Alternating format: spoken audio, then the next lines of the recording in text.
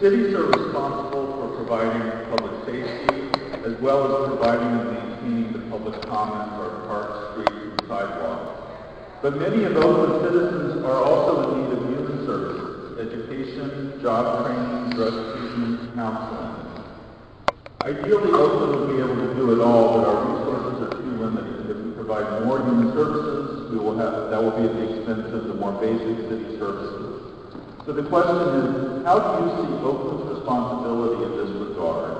If you advocate that the city should be providing human services, how should it trade those off against the more basic city services it's also responsible to provide? Human, sorry.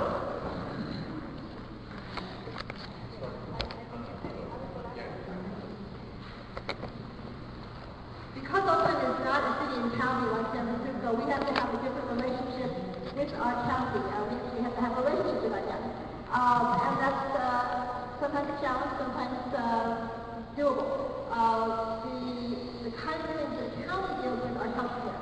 And we have to coordinate the services that the county provides for healthcare, for example, drug treatment, those kinds of things, services for mental health services for our homeless, etc. Coordinating that has been a real job. It has taken an enormous amount of energy, and we still have a long way to go. We finally got coordinating with the county so that we now have a detox center and an alcohol recovery center where we can bring people instead of putting them in jail. It took years to get that to happen. And it's a sad thing upstairs, but it makes a huge difference, and that's one of the things that I think will really make a difference in our moving people into housing from homelessness.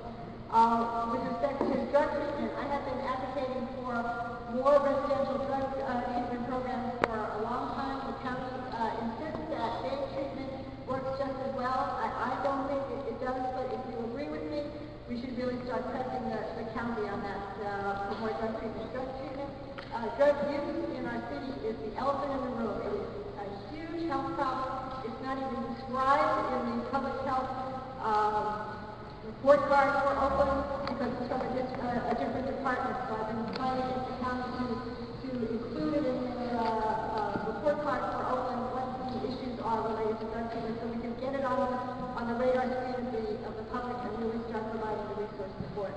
Those are just some of the things that I'm doing in terms of trying to coordinate with the county. I do believe that the city has some responsibility for some of the human services.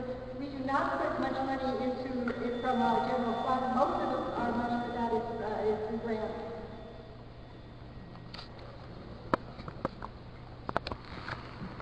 I think the county actually is an example to the earlier question about divisiveness. You look at 5 different people from 5 very, very, very different points, and look at how they all manage to get along. Their debates never get to the personal level and volatile level that happen in our city council. And yet you have 2 former Oakland City Council members on that body, one of whom refers to that as a gentleman's club because of the way in which they are able to work together. And so they give us a very clear model, not very far away, of how our city could work together. Our city needs to work together. Our city needs, as I alluded to earlier, a greater partnership. One of the ways in which we can deal with these very crucial human services issues is by partnering better with our philanthropic community. And there are ways in which we can attract investment into this community from private philanthropy, from foundations. We see the Gates Foundation and the Broad Foundation investing in our school district now, and that is really critical to the success of our school district. But we can see some of that investment here in the city if we have real outcomes. The current incumbent in 2006 was interviewed by ABC and said to them, in regard to the human services and the human need in the Dogtown, West Boston neighborhood, that you could grow a money tree. But the problems are endless. You just need to keep throwing money at them. When I'm council member, you will never hear me say anything like that, because I believe the problems that we have in the city can be solved through partnership, through inviting investment from the philanthropic community, through working ways to partner with the county and the states. We leave so much money on the table when it comes to state and federal resources. We need to have capacity built up in the nonprofits in West Oakland so they can get greater access, rather than come to the city, which is always in a budget crunch, in lean years as well as positive years. I don't think we've ever had one nonprofit in this community who I partner with say, well, this be okay. The needs in this community are endless. We had just a short bubble in terms of what went from the downtown crash to where we are in the housing crash of good years, and we were never able to get around some of the issues that we needed to because we didn't work together in partnership. It's a great question, and I hope that what we'll begin to do is to take advantage of some of the structures that we currently have in place that are relatively new to create the kind of collaboration that has been referenced.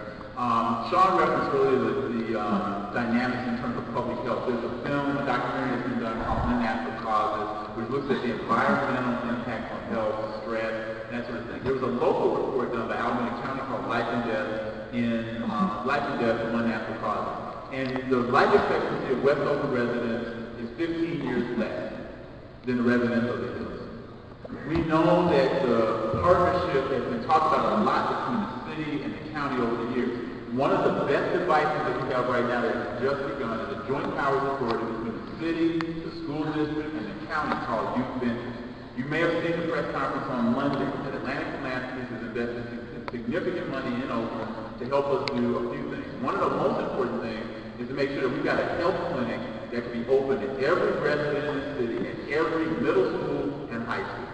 We already have it at 3 of the 6 high schools, at Fremont, at Capilano, at McClymonds. We're working to make sure that at Roosevelt, there's a sense that you can partner with those social service dollars for mental health services, for other social services, and get a much greater impact.